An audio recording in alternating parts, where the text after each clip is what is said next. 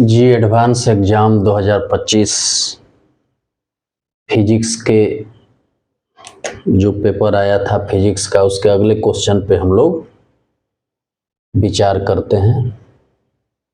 A circuit with an electrical load having impedance Z is connected with an AC source as shown in the diagram. जैसा कि ये diagram में देख रहे हैं, ये AC सोर्स है, ये impedance, the source voltage varies in time as,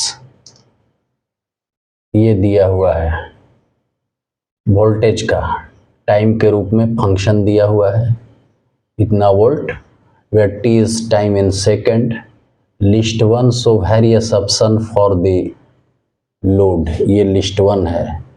ठीक है, इस डिवाइस में ये लोड को बता रहा है। द पॉसिबल करंट जो कि फंक्शन ऑफ टी के रूप में है in circuit as a function of time and given list two, ये लिस्ट टू में इसका ग्राफ जो है इससे इसको मैच कराना है और ये देखना है कि कौन सा ऑप्शन सही होगा। ठीक है, तो पहले ऑप्शन पे विचार करते हैं। ये पहले क्वेश्चन पे विचार करते हैं। ये रेसिस्टेंस है, तो मान लीजिए ये केवल क्या है, रेसिस्टेंस है।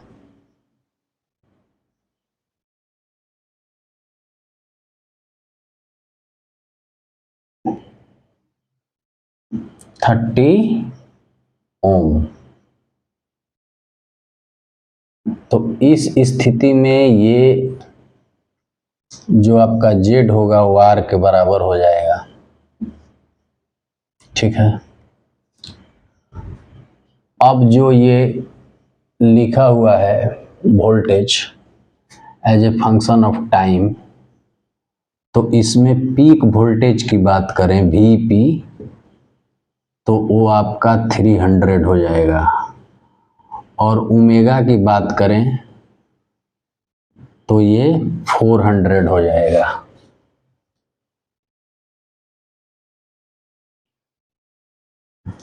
तो इस स्थिति में अगर हम पीक करंट को निकालें, आईपी या आई नॉट जो भी कहें, तो ये क्या हो जाएगा,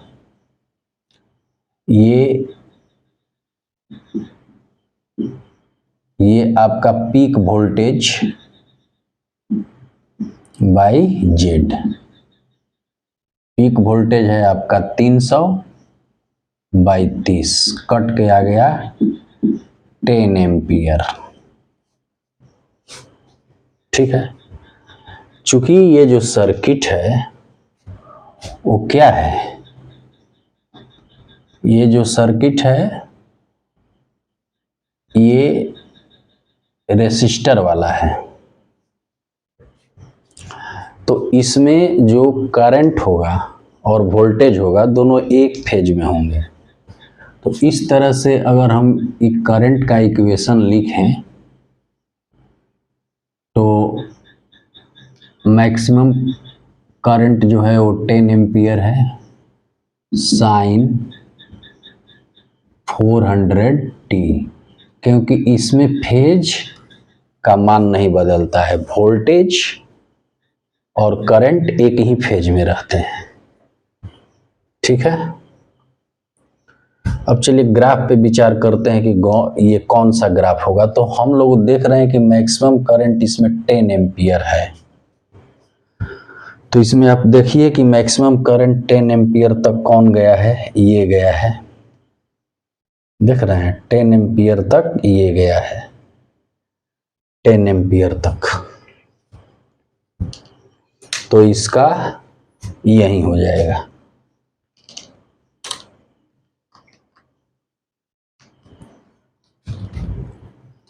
तो पहला का जो होगा वो आर होगा। तो यहाँ लिख भी दीजिए कि ये मैच कर रहा है पहला से।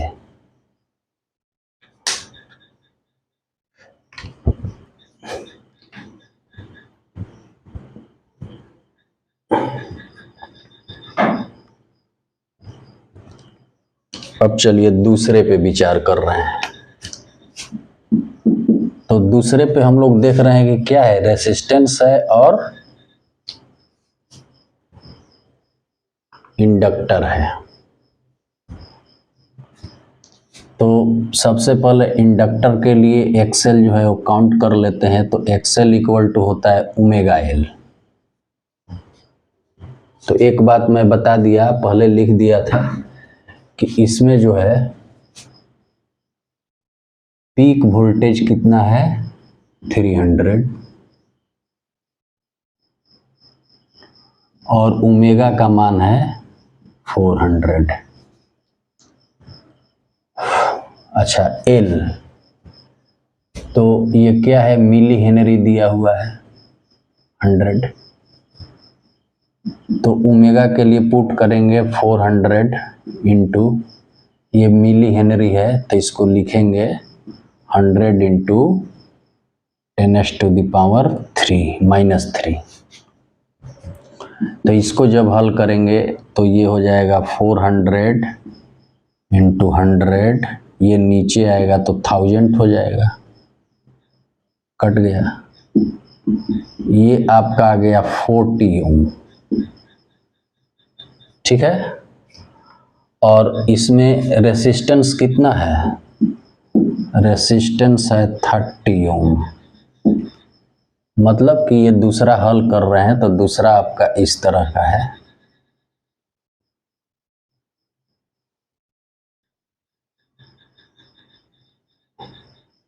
यही है, ये दूसरा है, ये 30 ओम है और ये है 100 मिली हेनरी। ये इंडक्टर है, ये रेसिस्टर है, इसी को हल कर रहे हैं।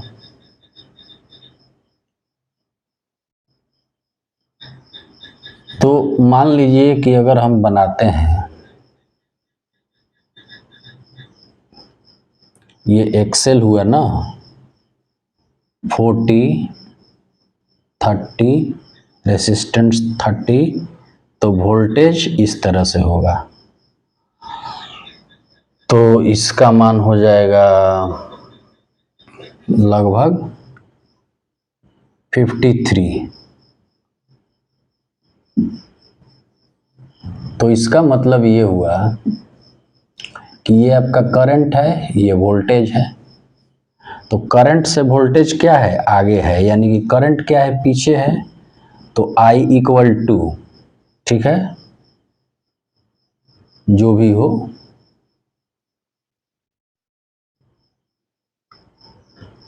I नॉट लिखिए या IP लिखिए, मैक्सिमम करंट साइन ओमेगा की जगह 400t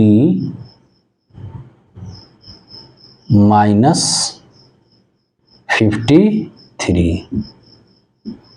ये जो करंट है वो वोल्टेज से इतना क्या है, पीछे है, पीछे चल रहा है, वोल्टेज आगे चल रहा है।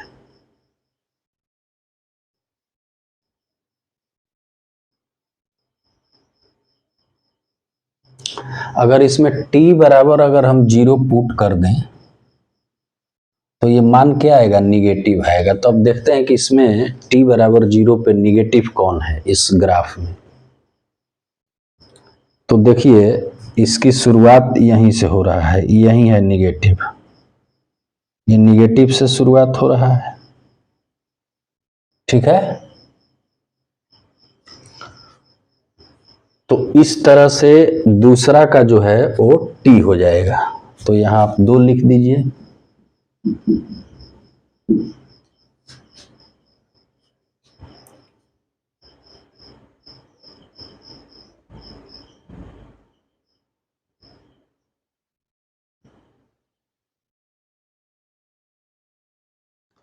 और मान लीजिए कि अगर हम चाहते भी हैं कि पीक करंट निकालें तो भी निकाल सकते हैं। जैसे पीक करंट की अगर बात आती है तो ये पीक करंट आपका क्या हो जाएगा, ये होगा 30 का स्क्वायर और प्लस 40 का स्क्वायर। 1600 और 900, 2500 अंडर रूट 50।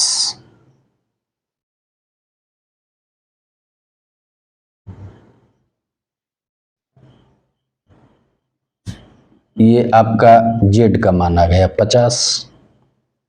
तो अगर पीक करंट निकालें तो क्या होता है, पीक वोल्टेज आपका कितना है 300 और ये हो गया 50, 6 एम्पियर। तो लगभग देखिए ये 5 है, 5 से थोड़ा ये ऊपर जो है हाईएस्ट है तो ये 6 हो गया, तो ये आपका होगा, दूसरा हो जाएगा, दूसरा का टी हो जाएगा।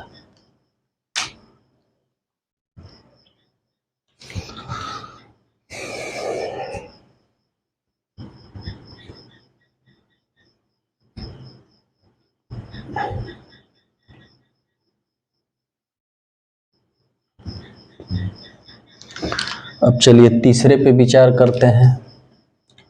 तो अगर तीसरा देखते हैं तो इसमें पहला तो है कैपेसिटर है ये, इसके बाद ये है रेसिस्टर है और फिर इंडक्टर है।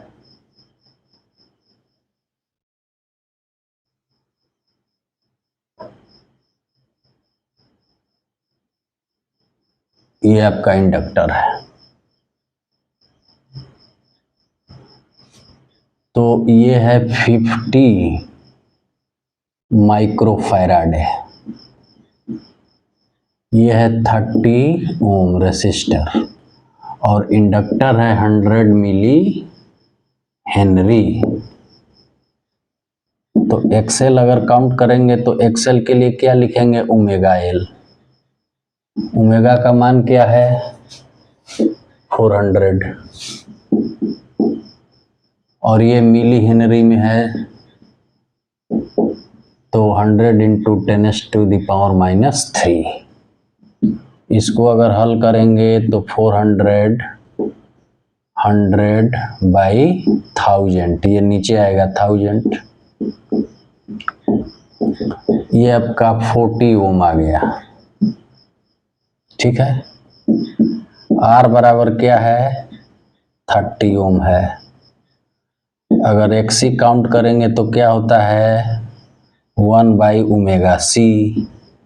1 ओमेगा का मान क्या है 400, सी ये माइक्रोफैराडे में है, तो 50 गुना 10⁻⁻6। इसको आगे हल कर लीजिए, 1 2 3 4 5 6, ये ऊपर जाएगा तो ये 400 इंटू 50, 1000/20 इक्वल टू 50 ओम। ठीक है,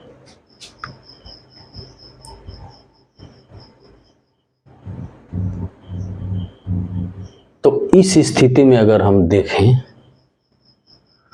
तो मान लीजिए कि एक्सी बराबर हमें मिला 50 ओम, एक्सएल जो निकाले वो मिल गया 40 ओम और रेसिस्टेंस हो गया 30 ओम। तो ये 50 से 40 गया तो 10 हो गया। तो अगर मान लीजिए कि इस तरह से हम ग्राफ बनाए तो ये आपका 10 ओम वाला हो गया, ये करंट वाला, ये रेसिस्टर वाला हो गया 30, तो वोल्टेज जाएगा आपका इधर। इसका मतलब है कि अब जो है अबरी बार जो है वो आपका करंट जो है वो मान लीजिए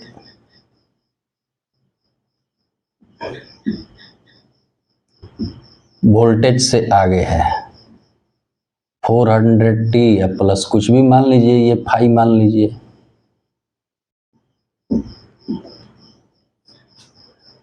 ठीक है, तो तीसरी स्थिति में ये है कि वोल्टेज जो है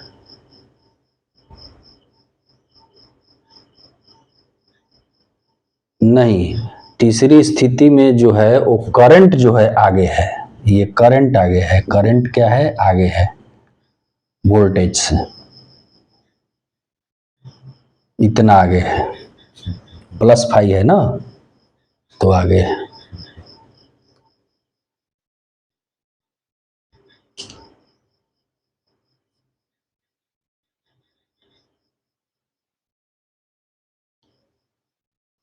तो इस स्थिति में अगर ग्राफ देखेंगे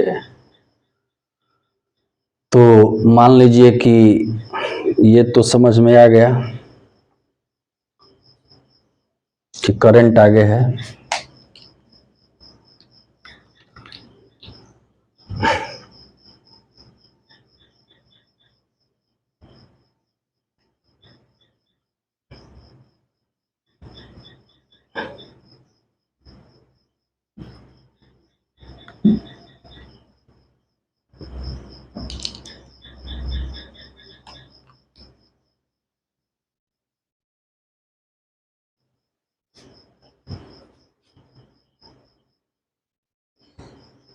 तो अगर ग्राफ का मिलान करें तो ये Q बताता है, ये Q बताता है, ठीक है। तो इस तरह से ये तीसरा का क्या हुआ Q हो गया, पहला दूसरा तीसरा हो गया।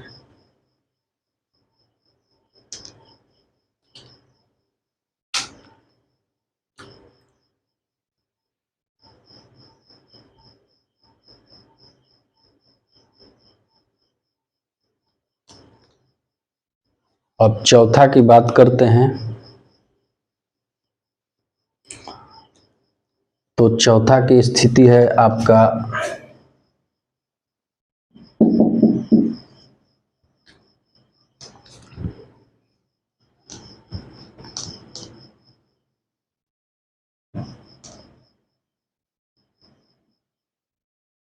इसी को बदल दीजिए, 4 बना दीजिए, अब चित्र बनाने से झंझट छूटेगा। ये आपका 125 है मान लीजिए, और ये कितना है 60 है, ठीक है। तो जब एक्सेल काउंट करेंगे तो ये ओमेगा एल होता है, ओमेगा का वैल्यू 400, ये 125 मिली हेनरी है, तो 10⁻³ हो जाएगा। 400 आइए नीचे जाएगा तो 1000 हो जाएगा, ये आपके कट के हो जाएगा 500/10, ये आ जाएगा 50 ओम। और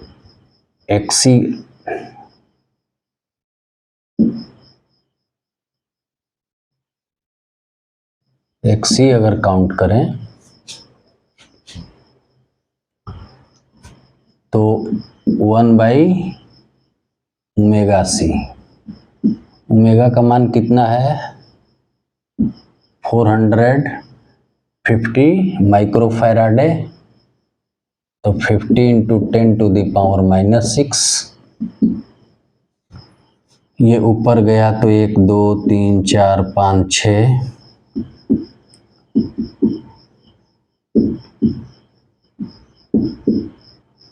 20,000,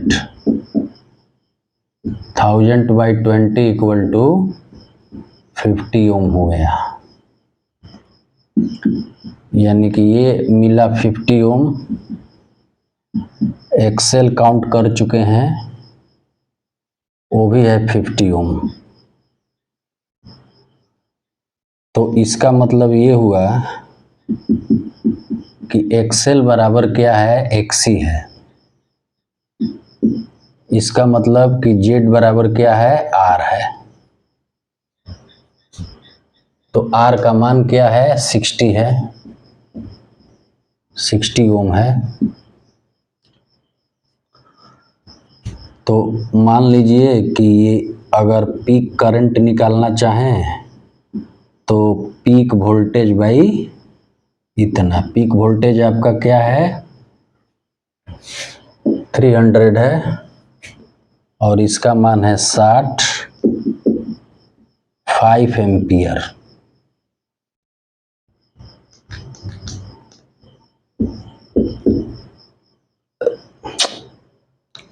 तो करंट का ये पीक वोल्टेज है, ये हम लोग पीक करंट को निकाल रहे हैं। पीक करंट इक्वल टू इतना, peak voltage by Z. Peak voltage 300, ये 60 हो गया, 5 एम्पियर, ये पीक करंट निकाल रहे हैं। तो इस तरह से पीक करंट मिला हम लोगों को कितना, 5 एम्पियर। तो अब देख लेंगे चौथा, 5 एम्पियर वाला। देखिए ये लास्ट जो यहाँ से गया है, हाईएस्ट कितना है, 5 एम्पियर है, हाईएस्ट 5 एम्पियर है। तो ये चौथा हो जाएगा, चौथा का पी।